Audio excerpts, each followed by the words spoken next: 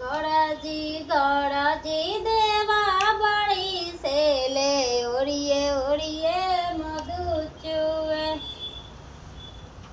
गौराजी देवा बड़ी से ले ओरिए ओरिए मधु चुए।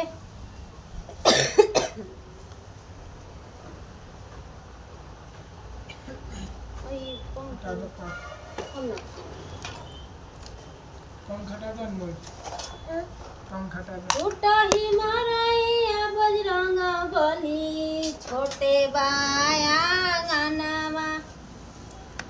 टूटही मरैया भोला जी छोटे बाया गानावा। अचड़ चकड़ाई बसिव गुरु अपनी गानावा।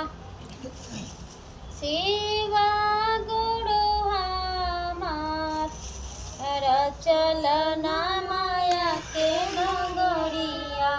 शिव गुरु हमार कैसन दुनिया बनौनी जगत के गुरु समझ में आवत नइखे। शिव गुरु हमार चलना माया के डगरिया।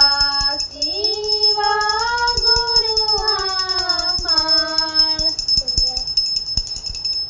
शिव गुरु के बगिया में तीन रंग के फूलवा उहे फूला लगा दियो दे हरे मालिनिया लगा देता फूलावा।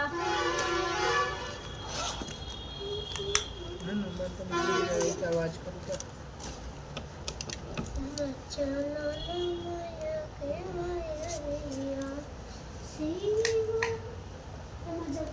चलो भाई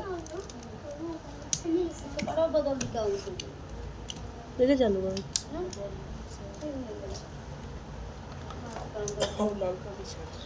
दियो सबका आज हम से कोई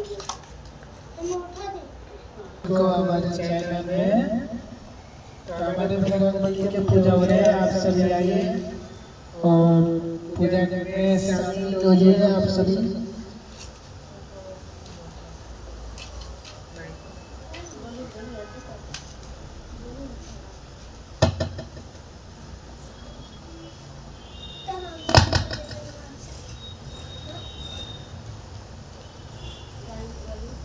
तो हमारे अनमोल बाबू का आज बर्थडे, तो आप सभी बने रहिए और लाइक कमेंट शेयर करके जाइएगा और पूरा देखिए।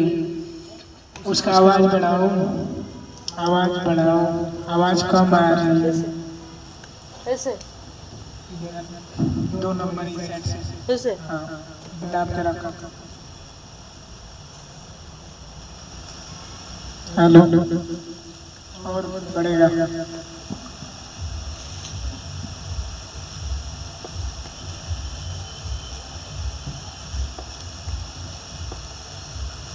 हेलो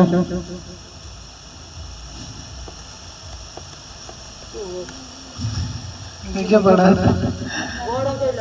ठीक भाई ना बहुत बा और चुंदड़िया देन ऊपर से ठीक बा।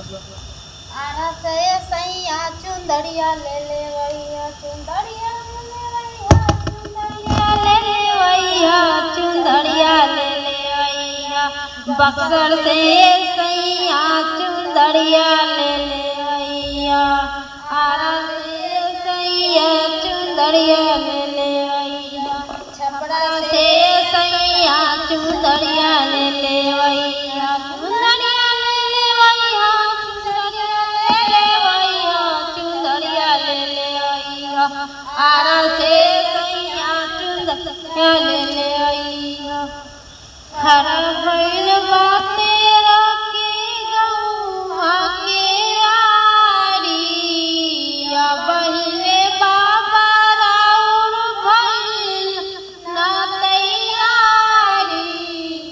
चली की जड़िया के झाड़ी जी हमरा माई के उतारी।